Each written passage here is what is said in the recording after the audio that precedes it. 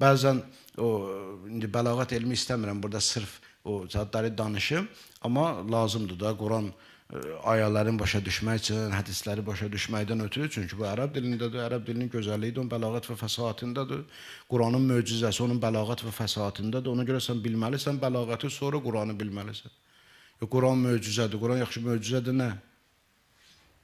Bəşər indiyə qədər Quran kimi söz deyə bilməyib. Niyə?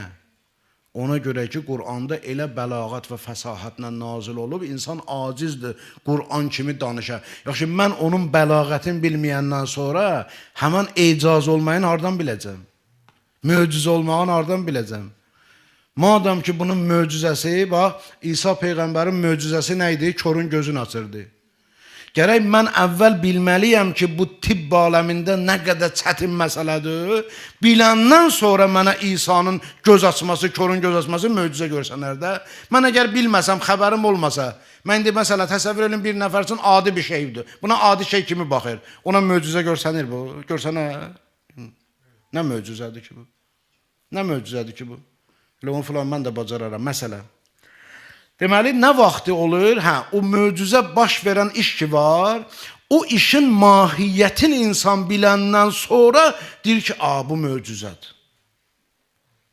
Nə qədər ki, o mahiyyəti bilməyib. Məsələn, bax, Quran nə deyir bizə? Burada çox birdən böyük ibrət var. Quran bizə deyir ki, Firon sehirbazları yığdı. Onlara dedi ki, sabahları bir gün təyin eləmişəm, siz gərək Musa ilə çıxasınız insanların qarşısında, meydanda öz məharətinizi göstərəsiniz. Sehirbazlar nə dedilər? Dedilər, Firona sənin izzətivə and olsun, biz qalib gələcəyik. Fironun izzətini and içirlər. Sənin izzətivə and olsun, biz qalib gələcəyik. Yaxşı. Gəldi, həmən gün yetişdi. Göstərdiklərin göstərdilər. Onlar da, Musa demirəm, bilirsiniz, ona görə qoy vaxt getməsin. Dərhal nə dedilər? Dedilər, biz Musanın Rəbbinə iman gətirdik. Firon dedi ki, siz əlbir olmuşsunuz. Ona görə mən sizə ağır işgəncə verəcəm. Sizi dar ağacından astıracam. Sizin əlinizi, qolunuzu minxilaf kəsəcəm. Minxilaf yəni sağ əlinizi kəssəm, sol ayağınızı. Sol əlinizi kəssəm, sağ ayağınızı. Əksinə, bir-birinə. Cavabları nə oldu? Belə bir dənə hegemonun təhdidinə cavabları nə oldu? İqdi ma əntə qad. Nə əlindən gəlir elə. Nə bacarırsan elə. Dönməyəcək imanımızdan. Sual. Dünənə qədər yox, bir saat bundan əvvələ qədər kafir olan kəs, Fironun izzətinə and içənlər necə ola bilir ki, bir saatdan sonra elə imana gəlirlər. Onlara deyəndə ki, sizin əlinizi, qolunuzu kəsəcək, sizi asacaq, edam eləyəcək, deyir, nə bacarırsan elə ginən. Necə olur bu bir saata bu iman necə ola bilər? Və Quran bizə buna görə bunu danışır. Ki, insan bunu tut, bunu başa düş orada. Nə qədər bu ayələri əzbərləsin də, oxusun da, oxusun savabı var, əzbərləsin savabı var, qəşəngdir, gözəldir, əladır. Amma əsl murad budur. Allah bunu bizə demək istəyir ki, insan bilginən o vaxtı sən imanın qədrini biləcəksən ki, o işin mahiyyətini biləsən. O bir insanlar üçün heç fərq eləmədi. Onlar dedilər ki, bunlar da atdı kəndiri, tərpəndi, o da atdı əsanı, tərpəndi. Bunlarda da ilan oldu, onlarda da ilan oldu. Oldu bir-bir, neçəyə? Qıraqda qalanlar belə dedi, heç-heçə. Bir-bir. Amma seyrkabazlar bu cür iman gətirdi. Nə üçün? Çünki bunlar o işin mahiyyətini bilirdilər. Seyrbaz idilər, bilirdilər. Bizim elədiyimiz nədir? Musanın elədiyi nədir? Deməli, onların elmi və mərifəti onları o dərəcəyə qaldırdı, o imana qaldırdı. Əgər o həqiqəti bilməsəydilər, elə onlar da digərləri kimi şəkdə şübhədə qalacaqdılar. Heç vaxtı o imana gələ bilməzdilər, o imana çata bilməzdilər. Fikir verdiniz, Quranın bu mesajı çox mühüm mesajdır. Yaxşı, sözümüz nədədir əzizlərimiz? Sözümüz bundadır ki, Quranda bunun misalları çoxdur, belə bəlağət və fəsahatı. Məsələn, Nuh surəsində baxın, deyir ki, Nuh Peyğəmbər dedi, ilahi, bunlar mısa Quran ayələridir, evdə müraciət elə bilərsiniz. Dedi ki, ilahi, bunlardan bir nəfər də yer üzərində saxlama. Bunlardan, yəni, mənə bu iman gətirməyənlərdən. Bunlardan bir nəfəri də yer üzərində saxlama. Niyə? Çünki bundan sonra burada kim dünyaya gəlsə, kafir dünyaya gələcək. Quran ayəsidir, Quran ayəsidir. Quran.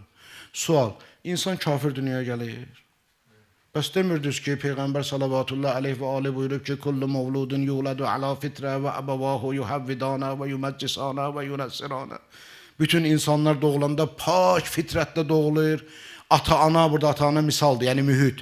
Mühit bunları ya Yahudi, ya otparast, ya Xristiyan eləyir. Hamı pak, əgər təsir olmasaydı insanlar hamı pak fitrətlə doğulur. Yaxşı, bu kəlam pak fitrətlə doğulur insan. Bu tərəfdən də Quran deyir ki, Nuh Peyğəmbər dedi ki, yer üzərinə bunlardan kim gələcək? Hamısı kafir və facir olacaq. Necə olur? Necə başa düşək bunu? Deyir, burada Nuh Peyğəmbərin dediyi bi-etibari ma yekundur, bi-etibari makandır.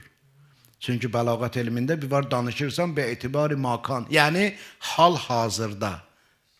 Bir də var bi-etibar ma yekun, gələcək nöqteyi nəzərindən. İndi danışıram. İndiki zamanla danışıram elə. Amma niyyətim gələcəkdir. Yəni bu mühitdə dünyaya gələn körpə pak fitrətlə doğulsa da heç vaxtı imanda qala bilməz.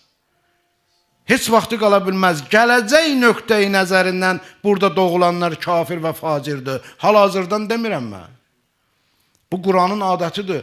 Onun adətidir. Onu ben bir dənə də qoyaya deyim. Bir dənə də deyim Zariyat surəsindən. Allah buyurur ki, mən cinləri və insanları mənə ibadət üçün yaratmışam. Baxsın bu ayəyə görərsən ki, son hədəf, qayə nədir? İnsan yaradılışından ibadət. Yəni mən namaz qıldım, oruç tutdum, çatdım hədəfə? Deyir. Çatmadın hədəfə. Nə vaxtı hədəfə çatıram? Bu ibadət, etdiyim ibadət məni kamilliyə aparanda, etdiyim ibadət məni yəqinə çatdıranda, etdiyim ibadət məni liqaullaha, Allaha yetişdirəndə, onda olur hədəfə çatıram, onda qayəyə yetişirəm, məqsədə çatıram.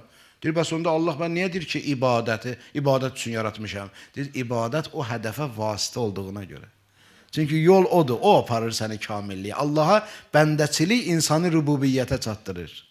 Ona görə Allah burada, ona görə İmam Sadiqdən soruşdular ki, nə deməkdir mən cinləri və insanları mənə ibadət üçün yaratdım? Dedi, məni tanımaq üçün yaratdım.